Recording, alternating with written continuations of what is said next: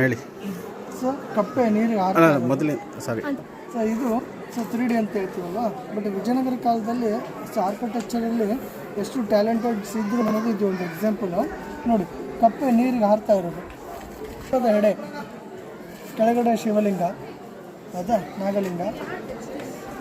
So ಇಲ್ಲಿ ತಾಯಿ ಕೋತಿ ಮರಿ ಕೋತಿಗೆ ಹಾಲು ಕುಡಿಸ್ತಾ ಇರೋದು, ಹೌದಾ, ಎತ್ಕೊಂಡು ಕೂಡಿಸ್ತಾ ಇರೋದು ಕೋತಿ ಇಲ್ಲಿ ತಾಯಿ, ಹೌದಾ.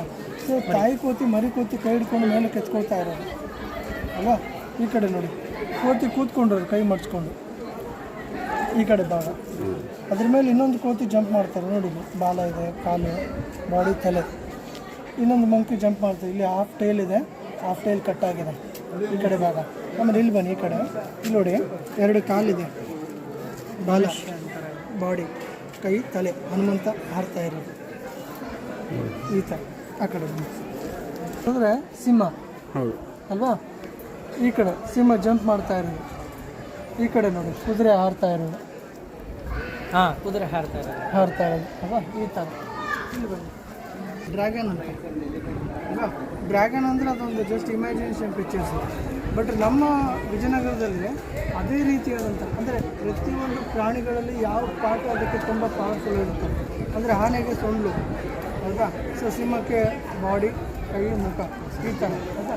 ನೋಡಿ, 2 ಕಡೆ ಶಾರ್ದೂಲ, ಹೌದು. ಸೊ ಗೋಡೆ ಸವಾರಿ ಥರ ಕಾಣಿಸ್ತಾ ಇದೆಯಲ್ಲ, ಕುದುರೆ ಸವಾರಿ. ನೀವು ಅಬ್ಸರ್ವ್ ಮಾಡ್ಬೋದು, ಆನೆ ಸೊಂಡ್ಲಿದೆ, ಸೊ ಲಯನ್ ಫೇಸ್ ಇದೆ, ಕ್ರೊಕೊಡೈಲ್ ಐಸ್ ಇದೆ, ರ್ಯಾಬಿಟ್ ಏರ್ಸ್ ಇದೆ.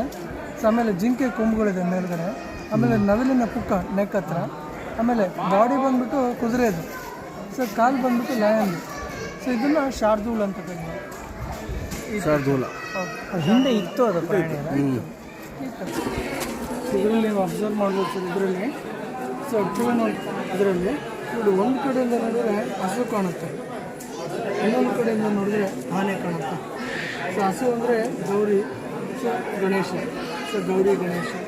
ಇನ್ನೊಂದು ಉಲ್ಲೇಖದಲ್ಲಿ ಬರುತ್ತೆ ನೋಡಿ, ಸೊ ಶಿವಪುರಾಣದ ಒಂದು ಉಲ್ಲೇಖದಲ್ಲಿ ಆನೆ ಮೇಲ್ಗಡೆ ವಿಷ್ಣು ಮತ್ತು ಲಕ್ಷ್ಮೀ ಅಮ್ಮನವರು. ಸೊ ನಂದಿ ಮೇಲ್ಗಡೆ ಶಿವ ಮತ್ತು ಪಾರ್ವತಿ ಗಣೇಶ.